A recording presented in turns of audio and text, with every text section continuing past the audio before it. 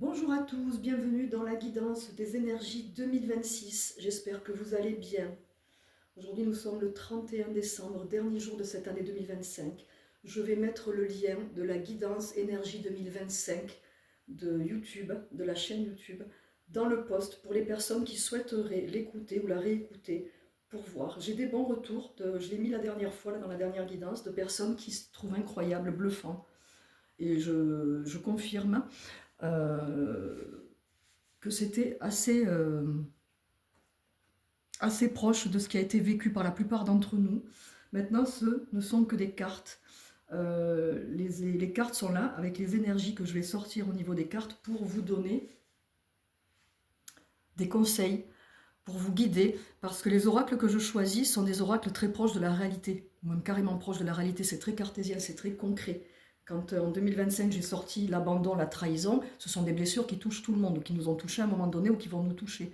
Donc le but c'est vraiment de vous donner des conseils, de vous aider dans votre chemin de vie. C'est ludique, ça fait plaisir, ça fait du bien, ça peut être un repère aussi également, mais votre vie c'est vous qui vous la faites. C'est en mettant en place des actions, c'est en étant régulier, en étant discipliné, en s'occupant de vous, en libérant vos peurs, en surmontant les choses, en osant que vous allez avancer. Bien évidemment, nous ne sommes que des guides, j'insiste bien sur ça. Donc j'ai pris, comme l'an dernier il me semble, parce que je les trouve très pertinents, Akasha, pour tout ce qui est concret, blocage, peur, blessure, conseils sur le développement personnel, et l'oracle de transformation du phénix, l'oracle du phénix de Sylvia Perico, qui est un oracle de transformation, qui est très complémentaire, avec des cartes magnifiques. Allez, on y va, c'est parti. Alors, tout à l'heure, avant que je démarre, les guides m'ont dit qu'effectivement, je devais préciser, même si on le sait, que cette année a été extrêmement violente, on me dit pour certains, difficile en termes de transformation, de purification, de libération. On a vraiment senti cette clôture de cycle. Pour certains, c'était mon cas, c'est mon cas, j'étais aussi en année 9. Donc quand on est en double 9, eh bien, on le sent passer aussi. Ça travaille énormément.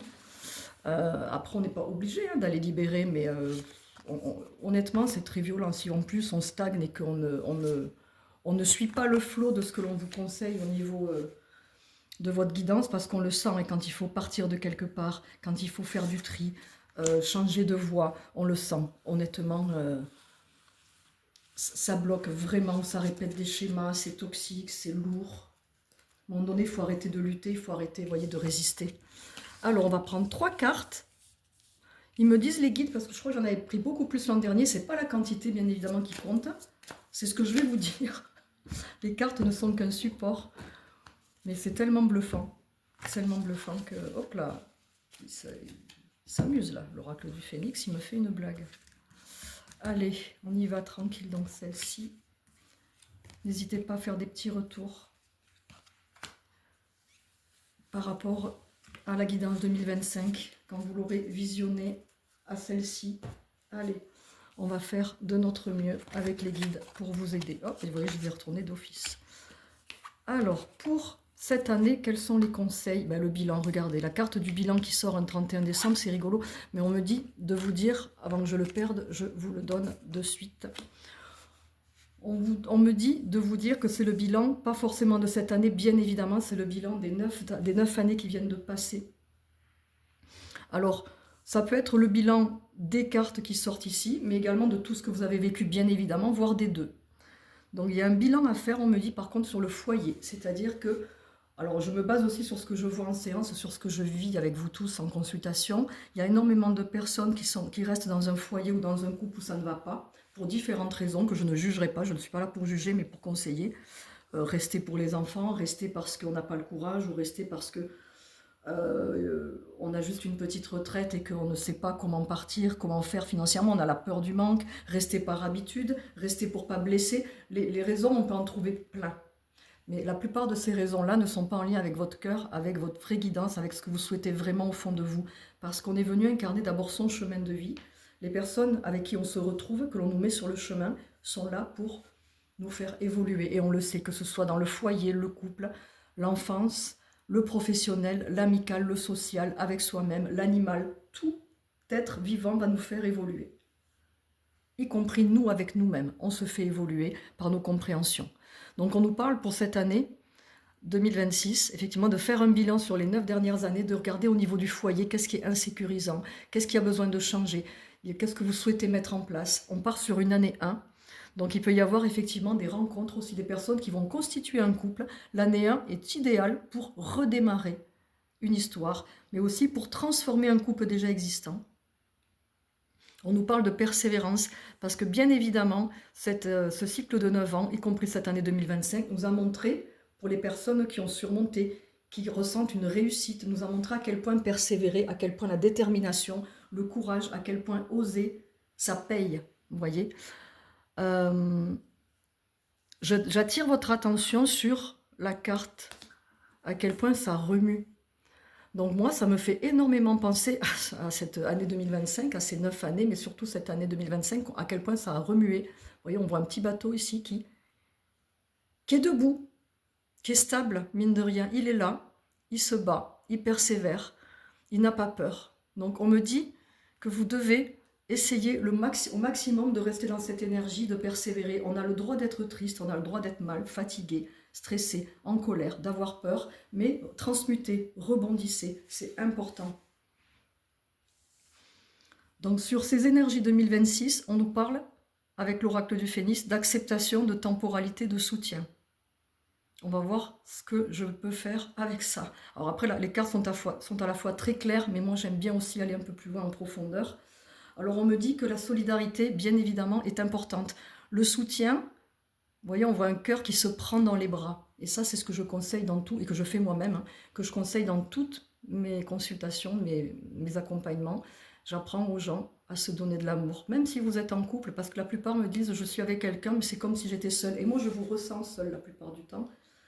Et certains, on m'a même dit une fois, mais on a le droit de se prendre dans les bras. Mon Dieu, mais bien évidemment, vous avez le droit de vous prendre dans les bras. Vos bras ne sont pas faits que pour écrire, manger et serrer les autres dans vos bras. Vous n'aurez pas toujours quelqu'un à côté de vous. Donc il va falloir intégrer dans votre quotidien, pour ceux qui le ressentent, qui en ont envie, à qui ça parle, d'être là pour vous, de vous accompagner, voyez, et d'accepter qu'il n'y aura pas toujours quelqu'un à côté de vous, que l'autre, il n'est pas là pour porter le fardeau. Oui, le soutien dans le couple et les amis, c'est important. Être solidaire, être là pour les autres. Mais on ne peut pas toujours, on doit d'abord s'occuper de soi, se prioriser. Donc redémarrer cette année en fonctionnant différemment, vous voyez. Sur cette année 1, vous dire, allez, je vais revoir ma façon de me soutenir, je vais revoir cette énergie de soutien. On est vraiment sur une carte d'amour avec soi-même, hein. Les bras ne sont pas tendus vers quelqu'un d'autre, ils sont vraiment, vous voyez, ils forment une protection sur le cœur de la personne, enfin de l'image. Et essayez, vous le verrez, prenez un coussin contre vous, une peluche. Moi j'ai même des consultants qui ont acheté des peluches, des personnes d'une 60aine d'années qui me disent je revis rien qu'avec ça.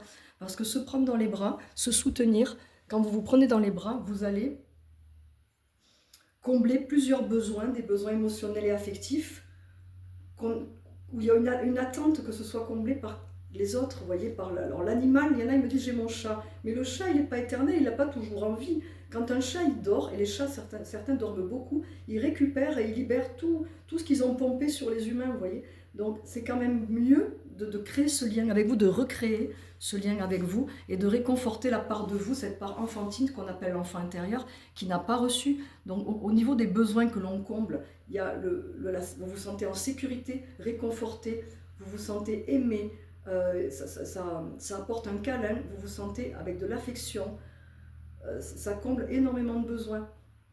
Vous vous sentez, ça vous console aussi. Il y a des personnes, quand elles font ce geste, quand je les accompagne et qu'on amène ce geste à un moment donné de la consultation, elles se mettent à pleurer, mais vraiment, et on sent qu'il y a un sanglot qui part de très très loin, vous voyez. Donc vous pouvez faire ça chez vous, le tester déjà, en faisant des respirations, une petite bougie, une petite musique, et vous connectez à l'enfance, et vous allez voir ce qui se passe. Vous avez la capacité aussi à vous accompagner par vous-même.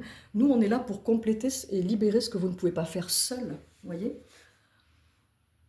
Au niveau de la temporalité, ce qu'on me dit de vous dire, c'est de lâcher prise sur ce côté pressé des gens, la plupart, qui sont pressés, qui font tout vite, le côté speed, le côté où les personnes qui parlent en disant tout le temps, quand on leur conseille des choses, où tu devrais t'arrêter, ah mais non, mais j'ai pas le temps, tu devrais faire ça, ça serait peut-être bon pour toi, j'ai pas le temps. Il y a des personnes pour qui cette phrase est récurrente, je n'ai pas le temps. Le temps, ça se trouve, c'est juste une organisation différente, structurée. Et c'est parfois des personnes aussi qui n'arrivent pas ou qui ne peuvent pas se poser. Parce que le travail, l'activité, le fait d'être en hypervigilance, comme ça, tout le temps occupé, ça comble un vide. Parce que ce sont des personnes qui ne se sont pas senties aimées, je ne trouve pas le mot, qui n'effectuent pas, on va dire, alors, qui ne font pas ce geste, qui ne se prennent pas dans les bras, c'est même hors de question, c'est même pas pensable. Donc elles s'occupent, elles se comblent autrement, elles passent leur temps actives à s'occuper, à travailler, à remplir ce vide. Donc ça, c'est compliqué. C'est compliqué à mettre en place pour ces personnes-là. Ce sont souvent des personnes qui ont du 13 dans la numérologie, qui est le karma du travail, qui peuvent même faire des burn-out, parce que c'est actif. On ne sait pas se poser. Et là, il va falloir apprendre. Sur cette année 1, il faut revoir. Il faut accepter que on ne peut pas tout contrôler. Résister à un moment donné, ça va se retourner contre vous. Donc, le fameux lâcher prise. Lâcher prise, ça s'apprend. Ça s'apprend. Donc là, on revoit son lien avec le temps. On revoit sa façon de se traiter. On reste dans une énergie de persévérance, à savoir, on garde la foi, on parle de foi. Et de temps en temps, on fait un petit bilan sur cette année 2026 tous les mois, puisque je vous poste une guidance tous les mois. Je vous poste une guidance à la semaine. Vous pouvez faire des mini-bilans, ou des bilans au mois, ou des bilans tous les 6 mois, ou tous les trimestres. Mais de temps en temps, c'est revoir, c'est se remettre en question, c'est se dire, ok, quel domaine j'ai envie de revoir ce mois-ci. Voilà. Donc là, le foyer, il ressort énormément parce qu'il y a beaucoup de souffrance dans les foyers, au niveau des couples, il y a beaucoup de souffrance dans le relationnel, il y a énormément de tri qui se fait, de séparation, de burn-out. On nous demande vraiment de fonctionner autrement. Vous voyez ce que je veux dire? Pardon. On nous demande vraiment de fonctionner autrement, de transformer, de changer. Le mot clé, les 2 mots clés qui me viennent pour 2026, c'est persévérer et changer. Voilà, le changement, la transmutation. Et ça passe par cette énergie du phénix. J'accepte de changer, j'accepte en tout cas de faire l'effort pour devenir quelqu'un d'autre, mais aller vers la version de moi, mais la version de moi, la réelle, la vraie, la véritable version de moi, la plus authentique, celle qui est pure les peurs, celle qui est pure les schémas répétitifs et qui va enfin oser écouter son cœur et non ses peurs et non sa raison. Quand on va vers une direction parce qu'on écoute sa raison plutôt que son cœur, c'est pour se protéger et c'est humain et c'est ok. Mais là, avec ce qu'on vient de traverser, même au niveau mondial, tout ce qui se passe, tout ce qu'on voit, maintenant il est temps d'oser. Vous n'avez rien à craindre. Au pire, si ça ne vous convient pas, vous allez vers une autre direction. Moi, je dis toujours, l'échec n'existe pas. Après, chacun le voit comme il veut. L'échec n'existe pas.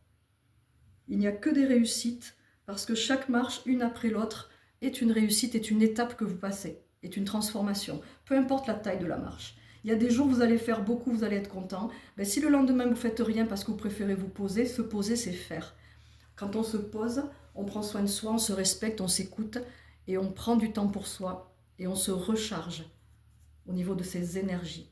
Voilà. Donc pour les personnes qui pensent que ne rien faire, c'est perdre leur temps, repensez à cette carte. Non, au contraire, vous allez gagner en énergie, vous allez gagner en soleil, on me dit. Vous allez gagner en évolution, en transformation et vous allez gagner en motivation. Parce que dès lors que vous allez vous reposer, prendre soin de vous, vous allez avoir envie de faire les choses. Après, ça passe aussi par les accompagnements. Bien évidemment, on ne peut pas tout libérer tout seul. On ne peut pas forcément tout faire seul.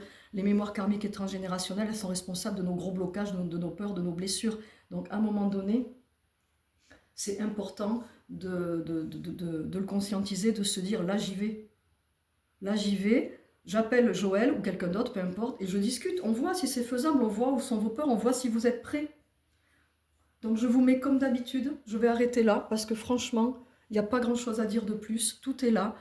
Je trouve que c'est un beau tirage, il est très différent de l'an dernier, il n'y a pas autant de blessures qui sont sorties, comme si vous aviez déjà épuré énormément pour la plupart, et que pour les autres, ça va se faire cette année. Alors ça n'est pas parce qu'on passe en année 1 qu'on ne débloque plus rien, bien évidemment. Hein. On a libéré un maximum pour la plupart d'entre nous en 2025 parce que ça s'est présenté qu'on était prêts et qu'on en avait envie, et ça fonctionne quand tout est réuni au niveau de ces énergies. Mais l'année 1, elle est là pour faire la suite. On repart en 2026 sur un nouveau cycle de 9 ans. Et la suite, qu'est-ce que là maintenant on va dépouiller? Qu'est-ce qu'on va transformer? Voilà. Et on prend le temps d'accueillir tout ça. Mais écoutez, je vais vous souhaiter un beau réveillon, une belle journée. Prenez soin de vous, profitez au maximum. J'ai une pensée pour les personnes qui ne fêtent absolument pas, qui se sentent seules. Pensez à cette carte, apportez-vous, faites-vous ce beau cadeau pour cette fin d'année. Restez avec quelque chose contre vous qui vous fait du bien, mais ça peut être même une photo, ça peut être un objet en forme de cœur qui vous fait du bien, mais apportez-vous cet amour, vous le méritez. Et je vous souhaite un très beau passage vers 2026. Et je vous remercie profondément à tous pour tout ce que vous m'avez apporté pour cette année-là. Et je vous dis à très bientôt.